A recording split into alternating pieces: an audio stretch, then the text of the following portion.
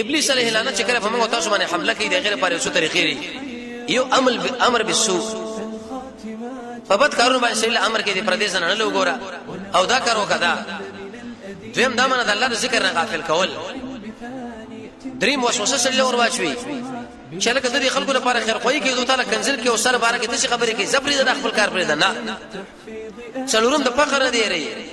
چې لکه ته ډېر مالدار یو کته په مسکینانو باندې خرچي وکړي نو سبب غریبي بچي بری بل چې الله نشي وري ورکړي ځان سره ذخیره وساته.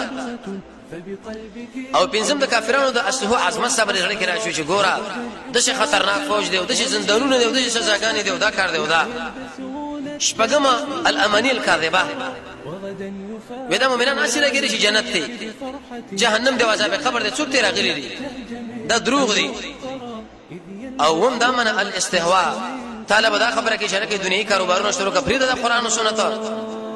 کله به ته یو منصب راوړاندې کې شرکه دي چې ځان کاندید کو دا شي ځان سره والا پرې دا مسله. الاحاب المجادله تم طریقه دا چې سب مقابل کې نور مليان ودري د مناظرو شلنجونه بدل کې چې حل من مبارز يبارزون اي څوک به شي چې موږ مقابله وکړو موږ ورته استاد مقابله له کافر شکنه وسره وېکا د خلکو د مناظرونه دیله بزان نه تیارې چې بس عقل ته مناظره ده ودلته مناظره ده ودلته دا ودلته دا وجدا چې تا یو کار شروع کړی دی او خلک دا نه برداشت کینو تام ځان سره به ټوکو موکي کې باندې دا پرې کول وکړ دی. نهم تحریم بما احل الله، چې کوم شي الله حلال کړی غدر باندې حرام کی. لسم نو مېدی شړې پیدا کی ایو لسم ټنګ ټکور دا په دماغ کې دروازه د دې وجنه د امام شافعي د امام ابو حنیفه رحمه الله دې دوه امامانو مسلک داري چې کله وسره ټنګ ټکور نه خوند وړي ګوره دا سره د ایمان نم خلاصي غانه بجانه په وجه کې لګېدلې دي. او په دې وخت کې دا دومره خوند کې راغی چې دا لاسونه وسره پړ خول یو سره د اثر نشو خوځول رو خوځولو.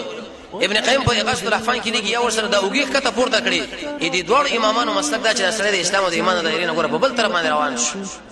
هیڅ هم دا خبره ونه کړه چې لکه په دې باندې د مذهب نه وځي کدا عمل چرته وي ګوره د مسلک نه ورمانه وځي د اسلام نه ورمانه وځي بلکې خبره په دې کې چې ابلیس موږ په هغه کارونه کې را بند کړیو